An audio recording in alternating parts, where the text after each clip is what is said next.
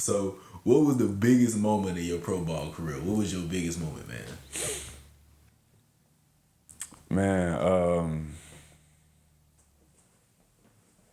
all right, so biggest moment, like in what way? Where it's like where I felt validated, or I felt, in what way you mean, like? I would say, let's say when you felt validated, and like, let's say your biggest moment on the field, like you pancake somebody you ain't think you was gonna get, Oh, okay. All right, so when I was at Boston College, we played USC, and USC had Leonard Williams, and Leonard Williams wound up being the number 6 pick in the draft. USC was a top-ranked team. I think they were like 9 or 12 in the country at the time. And, we're at Boston College, middle of the pack at best, ACC school.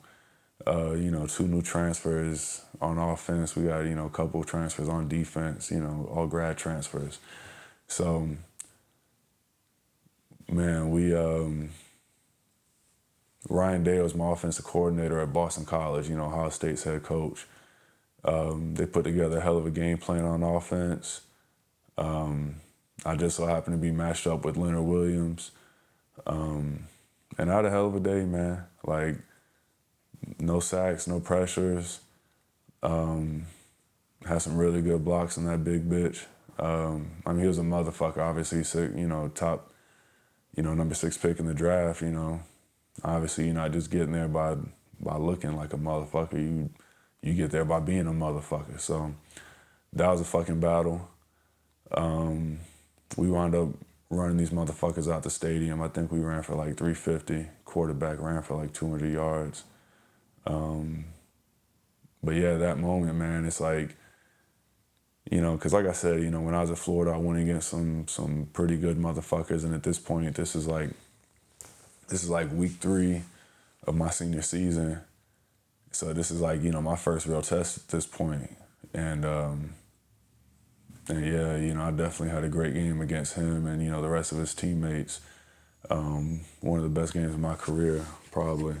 But yeah, that was probably that moment where I was like, personally, selfishly, I'm like, holy shit, I just blocked this guy who's supposed to, like, whole game, me versus him, and I feel like I'm more than held my own. So I'm like, okay, hopefully this, gets your boy some money. And then on top of it, we won. We beat one of the most recognizable, brands in college football history, even though obviously we're very well aware that this ain't the motherfucking USC that we grew up watching, So, but yeah, either way, when you're an unranked team beating a highly ranked team that's expected to come in and just whoop your ass, it's a hell of a feeling, Everybody, the crowd rushed the field and everything. So, to see like, have all those feelings of, you and your boys just did that, and then everybody's coming to, support, and, everybody's going crazy. It's one of those feelings like, like, this is dope. Like, this is what, you kind of expect for college football. Like, you expect big games and big shit to happen. So, like, I feel like that was one of the bigger moments, for sure. So, what made you hang the cleats up, man? What made you finally say, man, I'm done with this? Man, so 2019 was like a rough year for me. We still don't really know what happened, but something happened where I lost like all this weight coming into training camp with the Panthers. Lost like 20 pounds in 3 days, and then they wound up cutting me for that. It's called a non-football injury. If they can't determine that you did that, had an injury within football or whatever happened to you is because of football under their watch, they can cut you for any reason. So I got cut, and the doctors, nobody knows what's going on with me. So I go to Indy, I'm down, and eventually I get cut because, the problem just keeps on lingering. And then most of that year, I'm a free agent. So it's like, that's 2019, and, I decided to go back to Fleming and, just volunteer coaching. And I'm volunteering. November comes around, I get a call from Arizona to come out in their Peace Squad, go out there and do that for a couple weeks. But, in that time where I was gone, I'm like, man, like, this coaching shit, it's not bad, Like, being around the kids is cool, you get like an energy boost being around, the young guys. But, it's cool because it's like, okay, now I'm a part of the game plan and I'm on the other side of this football shit and I'm seeing what it looks like and I'm like, it's not that bad, Fast forward, I get picked up by the XFL and, I'm in a leadership position over there and, because like with all the old linemen, I've got the most NFL experience and, I'm like one of the few like vested vets on my team. So there's like a few of us and, we kind of, had like a little leadership group and I feel like, I kind of grew as a leader, found my voice a little bit more as a leader. And essentially, the coach we had, he was a great dude, but he wasn't a good football coach. And so essentially I had to step in and essentially become his fucking assistant and, help make calls and, how we communicate, like just shore up different things on, the coaching side of it pretty much. So I'm like, man, if this motherfucker could do this shit and he don't know a goddamn thing, I'm like, I could eat in this fucking coaching world. And, from there, I get into coaching, or no, my bad. So XFL, everything's going good.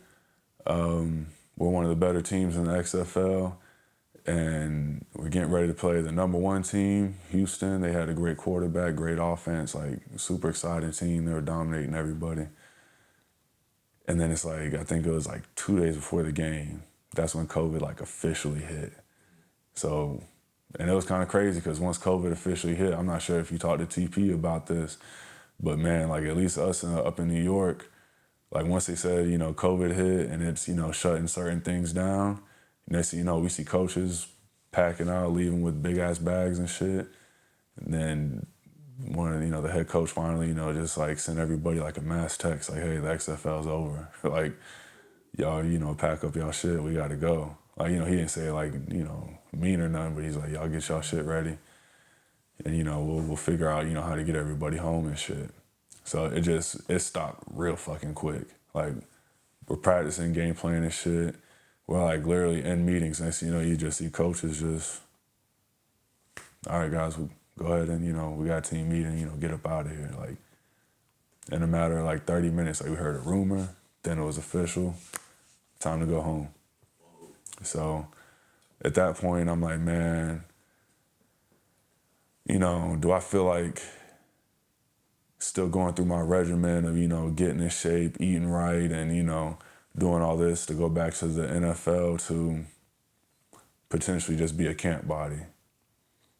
I'm like, man, I'm vested at this point. I don't want to go back to camp and, like I said, I've been cut 12, 13 times. So it's like, I done heard like the real reasons and I done heard a lot of bullshit. So it's like, do I want to go through all this, get myself built up the way I need to, build myself up just to go through all this and to hear some more bullshit? I'm like, nah, I'm good, like I said, I was totally content with my career.